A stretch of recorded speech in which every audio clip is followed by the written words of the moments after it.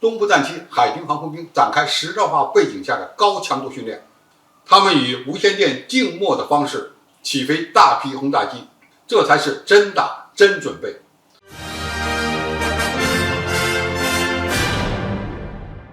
观众朋友、网友朋友，大家好，我是付前少。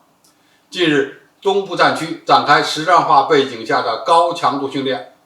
据央视报道，东部战区海军航空兵某轰炸机部队数十架多型轰炸机挂载多种武器，采用无线电静默的方式梯次起飞参加演训活动。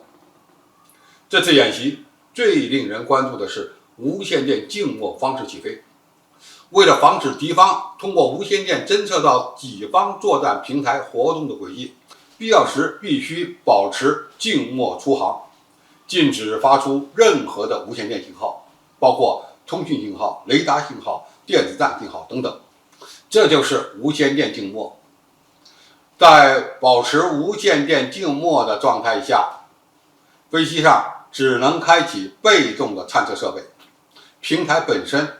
只接收信号而不发射信号。无线电静默是空军、海军航空兵、陆军航空兵低空突袭的一种基本战术。在各国预警网的建设越来越完善的今天，在战场上实施无线电静默已经被广泛采用。其实呢，这样的一种战法从二战开始到现在一直在沿用。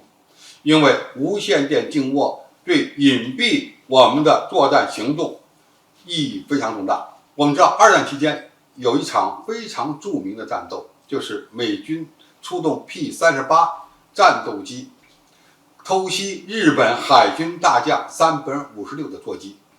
当时为了保密，他们采取的办法就是低空出航，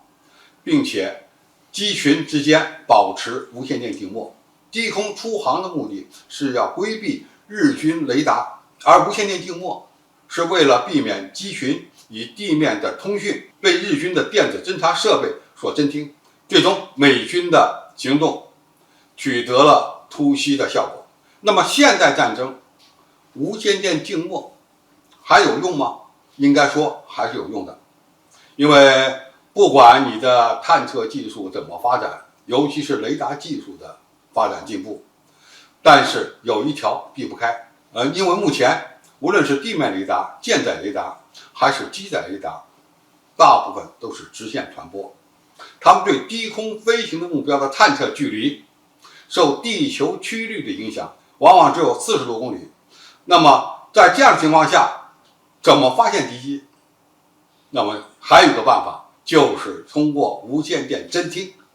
来探测敌方的通讯联络，最终呢，给这些空中的目标进行相应的定位，从而发现其行踪。可以这么说，无论是二战期间还是现代战争，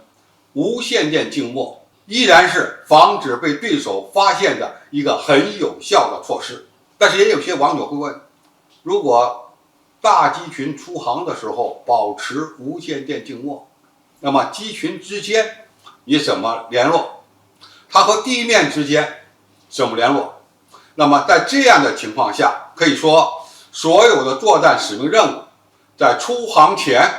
每个机组成员都已经清楚了，飞什么航线、多大的高度、向哪个方向飞，都已经有所确定。那么机群在空中飞行一般来讲是一个梯队一个梯队，有的时候两个梯队之间的距离比较近，用目视的方式是可以看到后机，是可以看到前机的。那么在夜间的时候呢，通过观察灯光也有可能发现前机，但只是近距离的状态。那么如果双方的距离比较远也没关系，因为现代的轰炸机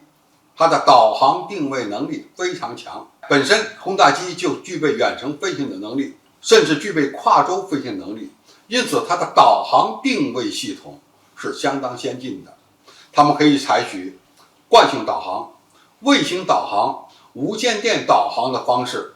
只接收外界信息，而不发射信息，就能够确定自己的方位。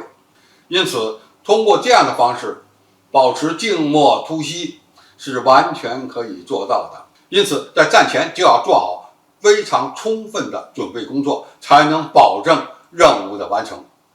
好，今天的评述就到这里，谢谢大家收看，我们下期再见。